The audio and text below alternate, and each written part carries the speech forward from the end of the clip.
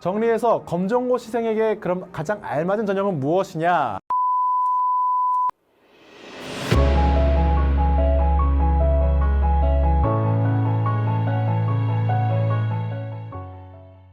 여러분 안녕하세요. 대학을 가는 또 다른 길, 검정고시 입시 전문 한양학원의 입시 컨설턴트 정세환입니다. 오늘은 수시 전형들에 대해서 한번 알아보려고 합니다. 그런데 그냥 알아보는 게 아니라 검정고시생 여러분들에게 필요한 정보를 중심으로 수시 전형들을 한번 알아보고자 합니다. 이름하여 검고생을 위한 수시 전형 완전 정복. 자, 오늘 전형을 알아볼 순서인데요. 전형들에 대해서 알아보기 전에 먼저 공통적으로 알아야 될 요소, 바로 지원 자격에 대해서 먼저 알아보고요. 그 다음에 학생부 종합전형, 학생부 교과전형, 논술전형과 실기특기자 전형을 순서대로 한번 알아보도록 하겠습니다.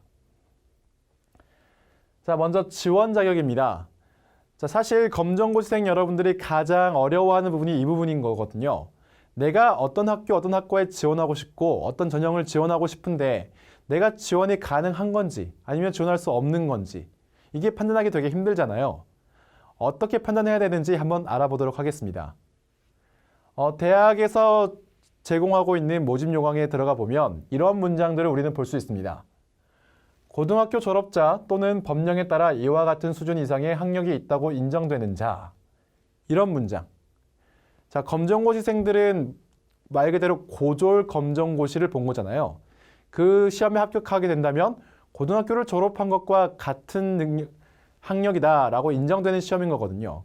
그렇기 때문에 이 문장에서 말하는 법령에 따라 이와 같은 수준 이상의 학력이 있다고 인정되는 자에 저희 검정고시생들이 포함이 되는 거죠. 그래서 이런 문장이 써진 전형들에는 검정고시생들이 지원할 수 있다라고 할 수 있습니다. 비슷한 문장이 또 있는데요. 고교 졸업자 또는 초중등교육법 시행령 제98조에 의하여 동등의 학력이 있다고 인정된 자라고 써진 경우입니다. 자, 앞에 보았던 법령이 그냥 초중등교육법 시행령 제98조라고 생각하시면 됩니다. 그렇게 본다면 위의 문장과 아래 문장은 같은 문장이기 때문에 이렇게 써진 전형들에도 검정고시생들이 지원할 수 있게 되는 거죠. 자, 그러면 어떤 전형들이 지원이 불가능한 전형이냐? 바로 이렇게 써진 전형들입니다. 고등학교 졸업자 또는 법령에 의하여 고등학교 졸업학력과 동등 이상의 학력이 있다고 인정된 자로 3학년 1학기까지 국내 학교 생활기록부가 3개 학기 이상 있는 자라고 써진 경우입니다. 대부분의 검정고시생들 같은 경우에는 학교 생활기록부가 2개 혹은 3개가 되지 않습니다. 그래서 이렇게 조건을 거는 학교들 같은 경우에는 지원하기가 어렵다라고 볼 수 있는 거죠. 이거 외에도 어떤 케이스가 있냐면 그냥 문장이 아주 깔끔하게 국내 정규 고등학교를 졸업한 자라고만 써진 경우들도 있습니다. 이런 경우에도 당연히 검정고시생은 지원할 수가 없다라고 생각하시면 되겠습니다. 자, 그러니까 여러분들 전형에 지원하고자 한다면 제일 먼저 읽어야 할 부분은 바로 지원 자격이란 부분이고요. 거기서 이 1번 문장과 2번 문장처럼 써있지 않은 전형들은 내가 지원하기 어려운 전형이구나 라고 생각하시면 될 것 같습니다. 자, 그러면 이제 본격적으로 전형에 들어가서 이야기를 해보도록 하겠습니다. 첫 번째 전형은 바로 학생부 종합전형입니다. 학생부 종합전형이 무엇인지 중앙대학교에서 발표한 가이드북에서 따왔습니다. 고등학교 생활을 평가하는 근거에는 내신 성적도 포함되지만 교내 수상 경력, 창의적 체험 활동 상황, 세부 능력 및 특기 사항, 독서 활동 상황, 행동 특성 및 종합 의견과 같은 학교 생활 기록부의 많은 기록들이 정성 평가 요소로 활용됩니다. 라고 되어 있습니다. 좀 정리해서 이야기를 하자면 학생부 종합전형은 학생부, 즉 일반 학생이 학교를 입학한 순간부터 졸업할 때까지의 모든 기록이 쓰여 있는 그 학생부에서 첫 번째 내신 성적, 저희가 교과 성적이라고 부르는 내신 성적과 비교과라고 불릴 수 있는 창의적 체험활동, 수상경력, 봉사활동, 독서 이력 등을 종합적으로 판단하겠다라고 하는 게 바로 학생부 종합전형이 되는 거죠. 그 평가 방식은 무엇이냐? 바로 정성평가를 한다고 되어 있습니다. 정성평가란 건 뭘까요? 네, 정성평가라는 것은 어떤 학생부 기록에 나와 있는 수치를 가지고 비교해서 평가하는 것이 아니라 학생부 전체를 쭉 보면서 그 학생이 1학년 때부터 지금 3학년이 될 때까지 어떠한 성장 과정을 거쳐왔는가, 어떤 발전 가능성이 있는가를 의미를 도출하는 거예요. 단순히 수치만으로는 볼 수 없는 그런 속에 숨겨진 그 학생의 잠재력을 평가하는 걸 보고 우리는 정성평가라고 할 수 있는 겁니다. 자, 문제는 뭐냐면 검정고생들에게는 학생기록부가 없다 보니까 비교과 부분, 이 창의적 체험활동이나 수학 영역 같은 이런 부분들이 준비되기 어렵다는 거죠. 자료가 없으니까 일반 학생들과 경쟁이 되지 않고 그렇기 때문에 대부분의 검정고생들은 학생부 종합전형에서 합격하기가 어려워지는 겁니다. 그러면 아예 지원할 수는 없냐? 또 그렇지는 않습니다. 학교들마다 지금 보시는 것 같은 대체 서류를 제출해라 라고 하는 경우들이 있습니다. 너가 학교를 안 다닌 만큼 학생기록부가 없으니까 학교 밖에서 활동했던 것들을 기록을 모아서 우리에게 보여줘봐. 이렇게 얘기하는 게 바로 이 대체 서류인 거거든요. 이 대체 서류의 명칭은 지금 중앙대학교 같은 경우에는 추가 제출 서류라고 되어 있는데 어떤 학교에 따라서는 그냥 대체 서식, 대체 서류라고 하는 경우도 있고 활동 기록서 이렇게 보는 경우도 있습니다. 이름들도 되게 다르고요. 학교별로 요구하는 수준도 다른다는 건 뭐냐면 어떤 학교는 3장 이내, 어떤 학교는 5장 이내 뭐 이런 식으로 분량을 정하는 것이 다르다는 겁니다. 또한 중요한 건 뭐냐면 이러한 서류에 쓸 수 없는 것들이 있는데 바로 공인 어학 성적이나 교회 수상 경력 등을 기입할 수가 없습니다. 실제로 이러한 항목들은 학생부에도 기록이 안 되는 부분들이거든요. 그렇기 때문에 학교 밖에 있다 하더라도 이런 부분을 써서는 안 돼라고 공시화하고 있는 겁니다. 자, 문제는 이런 걸 다 채워 넣는다고 해서 그러면 올바르게 공정하게 경쟁낼 수 있냐? 또 그건 또 아닌 것 같습니다. 실제로 제가 입시를 진행하면서 성신여자대학교에 연락을 해봤더니 입학처에서 이렇게 말하더라고요. 학생부 종합전형이라는 게 원래 만들어진 취지가 학교를 성실하게 다니고 학교 생활에서 꾸준하게 발전해온 학생들을 뽑고자 함인데 학교를 다니지 않은 학생이 지원한다는 건 사실 평가 요소에 맞지 않는다라는 얘기를 들은 적이 있거든요. 비단 성신여대뿐만 아니라 많은 학교들이 이런 비슷한 생각을 가지고 있는 것 같습니다. 하지만 합격이 어렵다는 것이 꼭 안 되는 것도 아니긴 합니다. 지금 보고 계신 그래프는 서울대에 합격한 수시 합격생들의 숫자입니다. 자, 서울대학교는 수시 전형에서 학생부 종합 전형만을 가지고 학생들을 선발하고 있거든요. 그 말은 무슨 말이냐? 4명, 7명, 2명, 5명, 6명처럼 지금까지 서울대에 수시로 합격한 학생들이 있었다라는 거고 이 학생들은 전부 다 학생부 종합 전형으로 서울대에 합격했다는 겁니다. 그래서 완전하게 불가능이라고 말할 수는 없고 내가 준비가 잘 되어 있다면 내가 학교 밖에서도 여러 가지 활동들을 통해서 내 성장을 꿈꿔왔다면 충분히 또 지원할 만한 전형이라고 할 수 있습니다. 하지만 일반적으로 검정고생들에게는 합격은 조금은 어려움은 있다라고 보시는 게 맞겠네요. 자, 다음은 교과전형에 대해서 한번 알아보도록 하겠습니다. 학생부 교과전형은 이전에 있던 학생부 종합전형과는 다르게 이름에서도 알 수 있듯이 학생부에서 교과 성적, 즉 시험 성적만 가지고 학생을 평가하겠다는 겁니다. 이 시험 성적이라는 건 우리가 학교를 다니면서 보아왔던 중간고사나 기말고사 성적 그 자체를 말합니다. 그 성적에 나온 점수를 가지고 학생들을 비교하겠다는 건데 검정고시생들에게도 시험 성적이라는 게 있죠. 그게 바로 검정고시 성적입니다. 그래서 학교들은 학생의 검정고시 성적을 일반 학생의 학생부 성적과 비교해서 내신 성적을 부여하고 있습니다. 예를 들자면 이런 모양입니다. 명지대학교의 비교 내신 성적표인데요. 검정고시 성적이 100점이라면 우리 학교에서는 2등급으로 인정을 해줄게.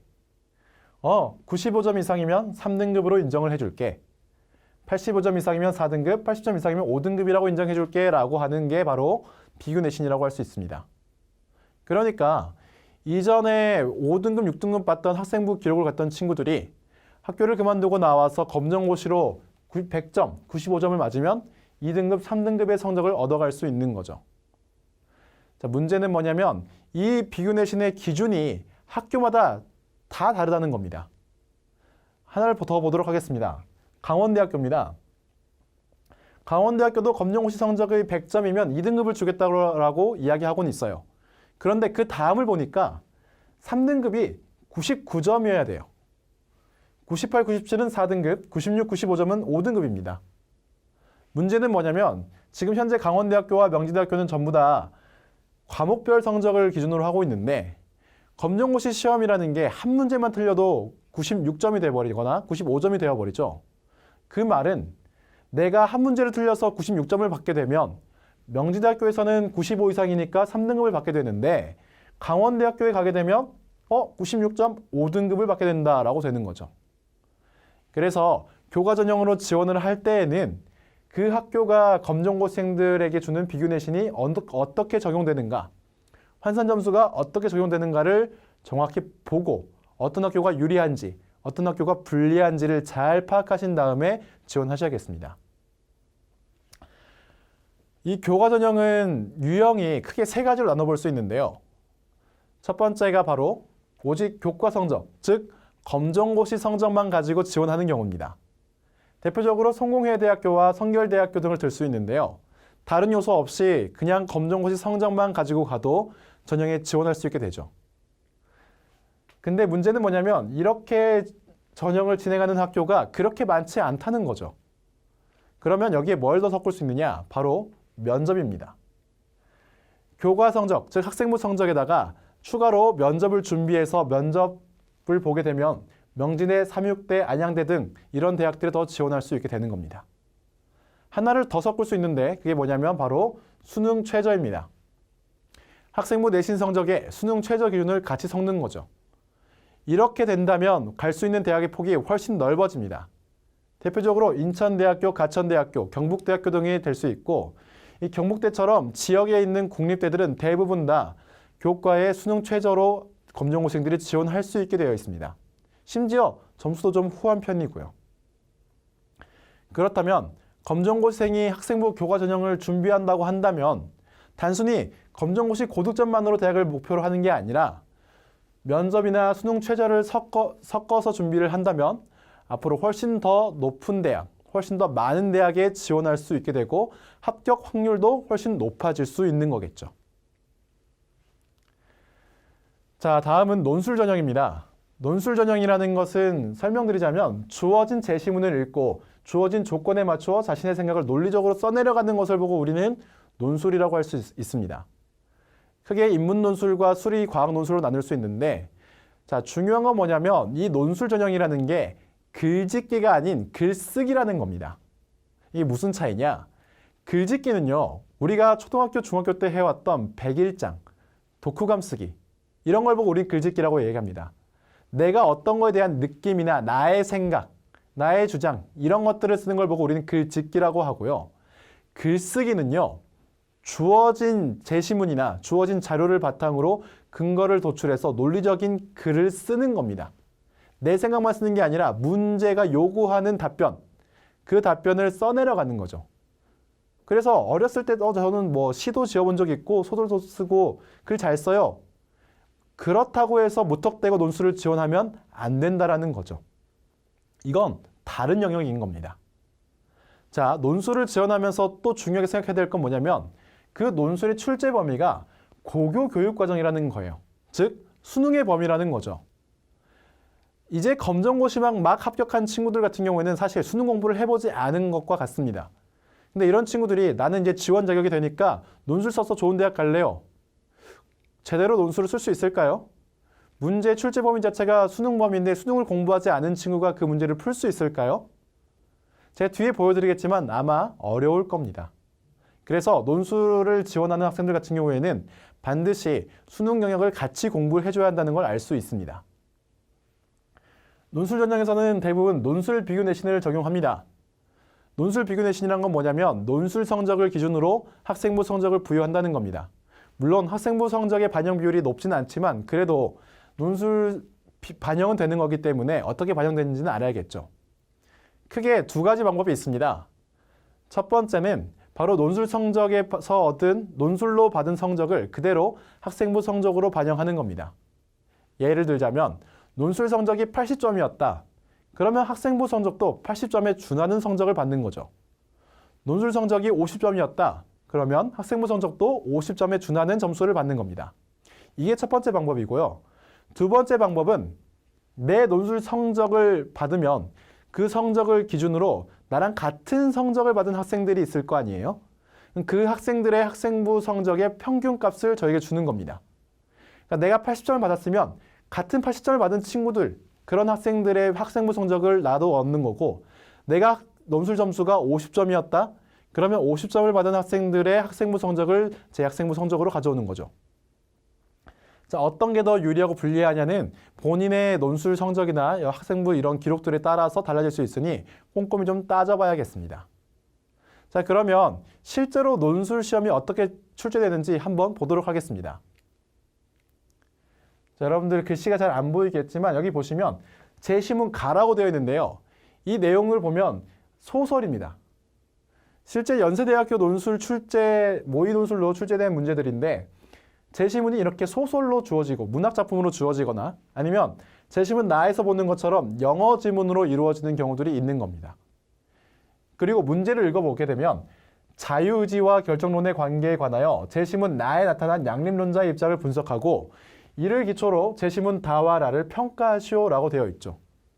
즉 단순히 그냥 너의 생각을 말해봐 라고 하는 게 아니라 이거 해석해봐. 이 안에서 의미 도출해봐. 그리고 그걸 바탕으로 논리적인 글쓰기, 논리적인 주장을 만들어내봐 라고 하는 겁니다. 글짓기와 글쓰기가 다르다는 게 바로 이런 부분인 거죠. 또한 수능 영역을 공부해야 한다는 게 바로 이 출제 범위 때문입니다. 자, 수리과학 논술도 한번 보도록 하겠습니다. 보면 세 양의 실수 ABC가 A 플러스 2B 플러스 C는 4를 만족시킬 때 다음 부등식이 성립함을 설명하시오. 그리고 등호가 성립할 때 A, B, C의 값을 각각 구하시오라고 해서 실제 수학 문제를 푸는 겁니다. 그 풀이 과정을 논술로 설명하는 거죠.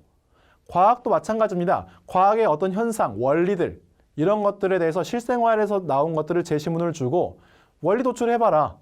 어떤 원리가 적용되었느냐, 어떤 과학적 사실이 적용됐는가 이런 것들을 물어보는 게 바로 논술입니다. 수능 공부를 해야겠죠. 정리를 해보자면 이렇게 됩니다. 결국 논술 전형이라는 것은 수능 공부를 기본으로 하는 전형이라는 걸 우리는 알 수 있고요. 이 논술 전형에 지원한 학생들은 대부분 실제 일반 학교에서 중상위권 학생들이 최상위권으로 도전하기 위해서 지원하는 전형이 바로 논술 전형인 겁니다. 수능 최저 학력 기준이 들어가는 경우가 많습니다. 그런데 들어가지 않은 경우도 있는데요. 이렇게 수능 최저 학력 기준이 붙는 경우에는 실질 경쟁률이 더 중요합니다. 자, 무슨 말이냐? 연세대학교 같은 경우에는 논술에 최저 학력 기준이 없어요. 자, 그렇다 보니까 너도 나도 다 연세대 가고 싶은 학생들이 다 와서 논술 시험을 보는 거죠. 그러다 보니 경쟁률이 막 30대 1, 40대 1, 50대 1 막 늘어나게 되는 거죠. 그러니까 와, 경쟁률 엄청 세다 라고 할 수 있는 겁니다. 그런데 논술 전형에 수능 최저 학력 기준이 붙으면요. 예를 들어서 50대 1이 경쟁률이었는데 그 중에서 그 학교에서 원하는 수능 최저 학력 기준을 충족시킬 수 있는 학생이 그 중에 한 10명밖에 안 된다. 그러면 10대 1이 될 수밖에 없는 거죠. 그게 바로 실질 경쟁률. 그러니까 실질적으로 나랑 경쟁하는 사람이 누구냐라고 보는 게 바로 실질 경쟁률입니다. 이런 부분들까지도 꼼꼼히 따져서 지원해야 되는 게 바로 논술 전형입니다. 자, 소위 입시 시장에서 논술이 로또라고 불리고 있는 걸 알고 있습니다. 중상위권, 더 낮게는 중하위권 학생들도 제대로 논술 준비만 한다면 저 위에 있는 최상위권에 도전할 수 있는 전형을 보고 논술 전형이다. 그래서 논술은 로또다라고 얘기를 많이들 하는데요. 여러분, 로또의 핵심은 대박이 아니라요. 바로 잘 안 된다는 겁니다. 그러니까 지금 나는 논술만 믿고 무조건 6논술 써야지 라고 하는 친구들이 있다면 그건 정말 위험한 생각인 거예요. 꼭 그런 부분들까지 잘 준비해서 입시 전략을 세우시기 바랍니다. 자, 다음으로 마지막으로 실기 특기자 전형인데요. 실기, 즉 실제로 시험을 봐야만 알 수 있는 것들, 음악, 미술, 체육 같은 것들 이런 학과들에서 실시하는 전형을 바로 보고 실기 전형이라고 하는 거고요. 특기자 전형 같은 경우에는 그 학과에서 원하는 어떠한 특기, 이런 걸 잘하면 참 좋지 라고 했을 때의 특기를 말합니다. 역시 음미체도 포함될 수 있습니다. 음미체에서도 음악을 정말 잘해서 어디 대회 나가서 수상 경력이 있는 사람, 체육을 너무 잘해서 어디 전국체전 나가서 무슨 수상을 한 사람, 이런 사람들 같은 경우에도 특기자로 볼 수 있고요. 소프트웨어 특기자, 어학 특기자 같은 경우도 특기자 전형에 포함됩니다.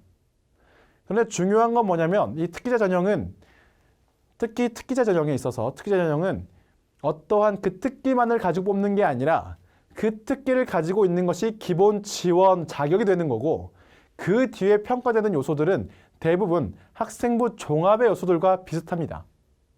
정리를 해보자면 실기 시험 같은 경우에는 실기의 비중이 매우 높습니다. 실기 시험이 70%, 80% 그렇게 되다 보니까 실기에서 결국 합격과 불합격이 결정되는 경우가 대부분이죠. 그래서 실기를 잘하는 학생들 같은 경우에는 수시에서 실기를 지원하는 게 좋습니다. 자, 특기자 전형 같은 경우에는 종합 전형과 평가 방식이 비슷하다고 했죠. 그래서 소프트웨어 특기자 같은 경우에는 이것저것 내가 프로그래밍도 해봤고 이런 대회도 나가봤고 해봤다. 포트폴리오가 있다. 이건 지원 자격인 거고 그래서 그것들을 바탕으로 너가 학교 생활에서 어떤 것들을 해왔는데 아니면 학교 밖에서 어떤 것들을 준비했는데 너의 발전 가능성이 얼마나 있었는데 어디서 많이 들어본 이야기죠? 그렇습니다. 바로 학생부 종합 전형과 평가 방식이 비슷하다는 걸 알 수가 있는 거죠.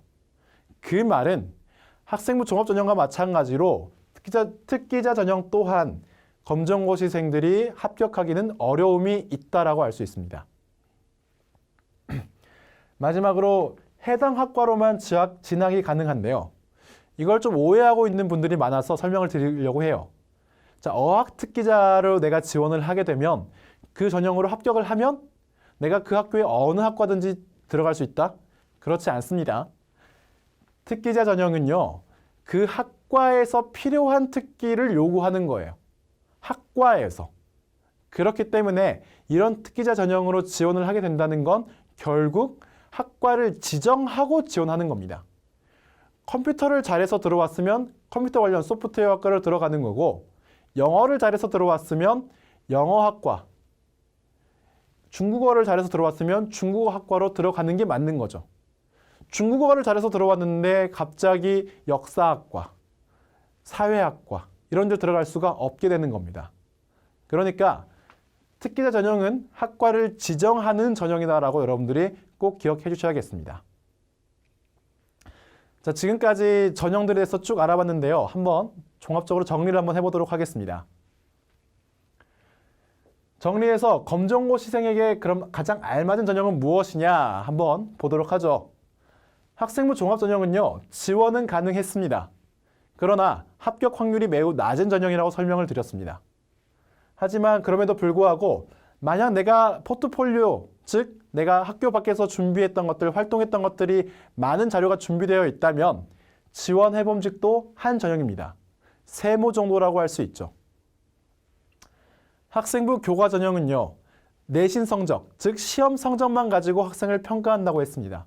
그래서 검정고시생들에게 조금 더 유리한 측면이 있는 전형이 바로 교과 전형이라고 할 수 있다는 겁니다. 이 교과 전형은요. 검정고시 고득점만으로 지원하거나 면접을 섰거나 수능 최저학력을 섰게 되면 훨씬 더 많은 곳에, 훨씬 더 높은 대학교에 지원할 수 있다는 걸 알고 계셔야 합니다. 세 번째는 논술 전형입니다. 논술 전형 같은 경우에는 수능 공부를 한 친구들에 한해서 도전해보는 게 좋겠고요. 최상위까지 노린다면 한번 2개 정도, 수시 6개 카드 중에서 한 2개에서 3개 정도까지는 지원해볼 수 있겠죠. 수능 최저학력 기준을 채우는 게 훨씬 더 지원 가능성이 높아진다는 것도 알고 계셔야 합니다. 마지막으로 실기 특기자 전형인데요. 해당 학과, 즉 실기를 보는 학과 혹은 소프트웨어나 어학처럼 특기를 가지고 있는 학과, 그런 학과들을 지원한다면 지원할 수 있는 전형이 되고 실기 실력이 매우 좋거나 아니면 수상 실적, 포트폴리오가 준비되어 있다면 도전해볼 만한 전형인 것 같습니다. 네, 지금까지 수시 전형들에 대해서 한번 알아봤습니다. 수시 전형이라는 게 되게 복잡하기도 하고요. 특히 검정고시생들에게는 훨씬 더 복잡하게 돌아가는 것이 수시 전형인 것 같습니다. 여러분 너무 혼자서 끙끙대지 마시고요. 궁금한 점 있으면 항상 언제든 물어봐 주시기 바랍니다. 감사합니다.